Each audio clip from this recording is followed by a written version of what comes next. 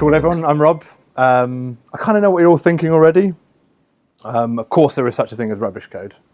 In fact, Charlie and Mike, or Charlie's gone, Mike's here, has read my code at some point, so he can actually tell you that there is such a thing as rubbish code already. But actually is there.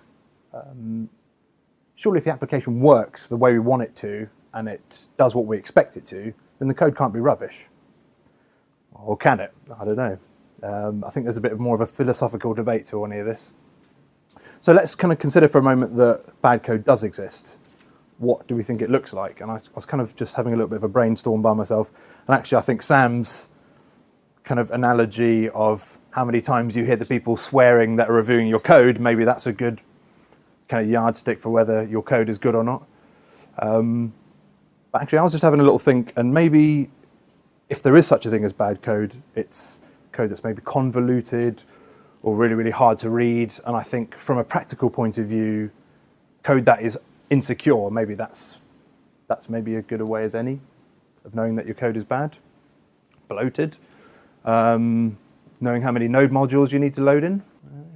Got an example. This is actually the only thing I Googled on the entire talk today. Is maybe I should have had more GIFs. That would have been a good thing.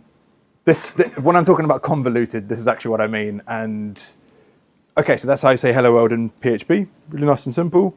I'm not even going to tell you what that programming language is. But needless to say, that is nowhere near the most convoluted way I could find to say hello world. I found way worse ones than that. Yeah, if you want to know what that's called, come and see me afterwards. I'll tell you.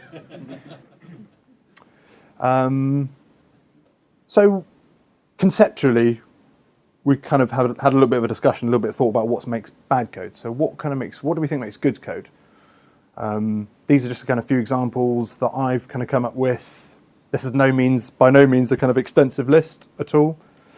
I think maintainability is something that's very, very important to good code, and it's something that I kind of say quite a lot. Good code is maintainable. But that's no means an extensive list.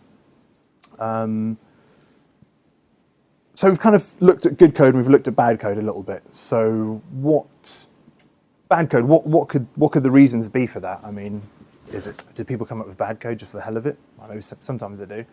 But I think the kind of point of this discussion today is to maybe think, if we ever see bad code, what is the reason for it? I think sometimes the reasons aren't so kind of clear cut. A lot of these things can be kind of very influential on the code itself. I think particularly time and cost constraints, maybe that's one of the biggest things that kind of come into play when you're talking about what can be considered bad code.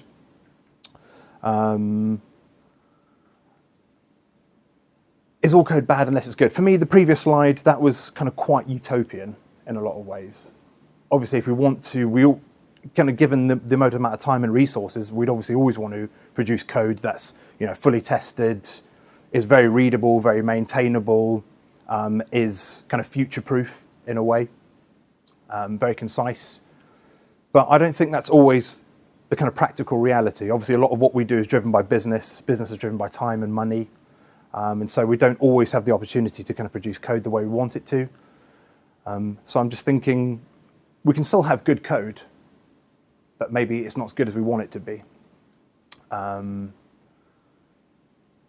So the kind of, I suppose what I'm getting to and the kind of moral of the story is when you're looking at somebody else's code and it's maybe not as good as you think it could be, don't be so kind of quick to poo-poo it.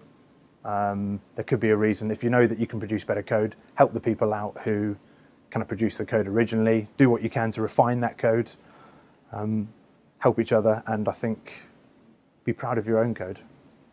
That's all. Thank you very much.